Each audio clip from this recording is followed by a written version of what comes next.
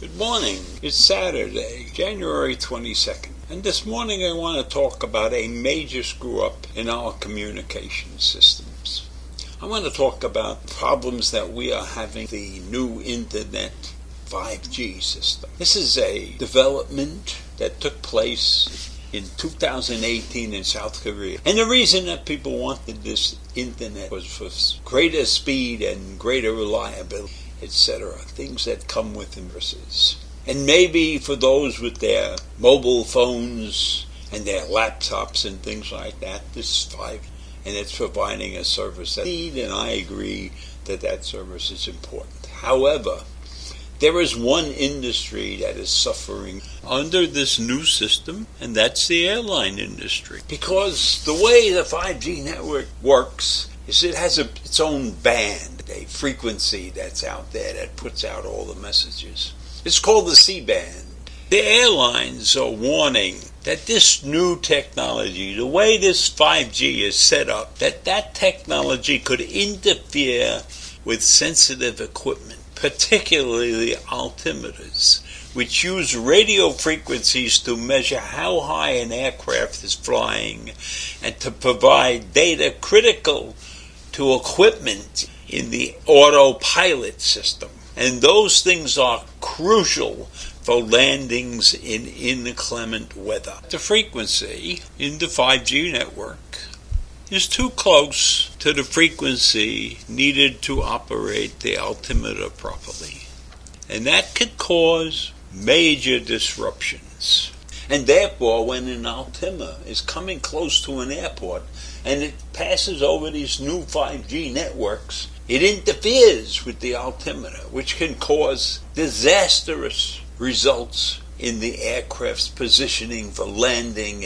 So the airlines are terrified that they will be killing a lot of people if these 5G networks around the airports in the United States primarily keep using this exact C-band frequency. Now the manufacturers, the owners of this C-band network, of the Internet 5G network, is AT&T and Verizon, and they paid a lot of money to be able to put this network up. They paid the government a lot of money. And they claim that this C-band and this 5G, this high-level 5G, is not as bad as the airlines say, because it's being used in other countries in Europe and everything, and everybody's happy with it. And I don't believe that for a minute. I think that those two companies are spreading a lot of misinformation about the effectiveness of the 5G net. It's a problem. It's a big problem, because what's happening is that many foreign carriers, Emirates and some other airlines, have refused now to come to the United States. They're canceling their flights,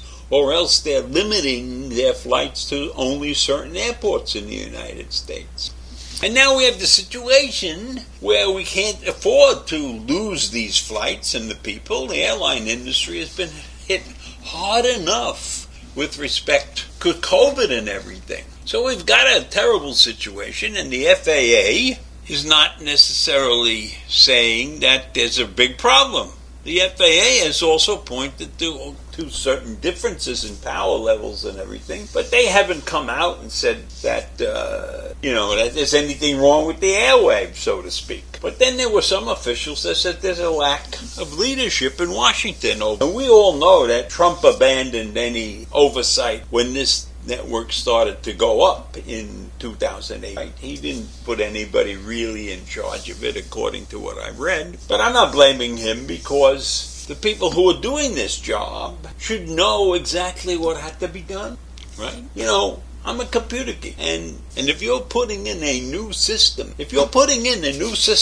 that's going to affect millions and millions of people, you ought to have a test plan. And in that test plan, you have to know every major user of your piece of equipment. And I'm calling the 5G network a piece of equipment, right? So you have to know everybody who's using it, how it affects their lives and their equipment. Because mobile phones and laptops and computers are different from airplanes, different from cars, different from railroad. And so, if the airlines are a major portion of the use of a 5G network, then we have to know exactly what they need, just like we have to know what a laptop needs and what a mobile phone needs. And I know that this network was created, it wasn't created for use in the airline. That's definitely true. They didn't think about the airline. They're worried about the people with their mobile phones and their laptops. And I'm in the office, it was a doctor's office the other day, and there were 8 or 9 people waiting in the office, right? And I'm waiting for my appointment to go through. Every one of those people had a cell phone out, and they're looking at their cell phone. I was the only one in the office without a cell phone. Now, I have a cell phone, but I don't carry it around with me all the time, and I don't live on it.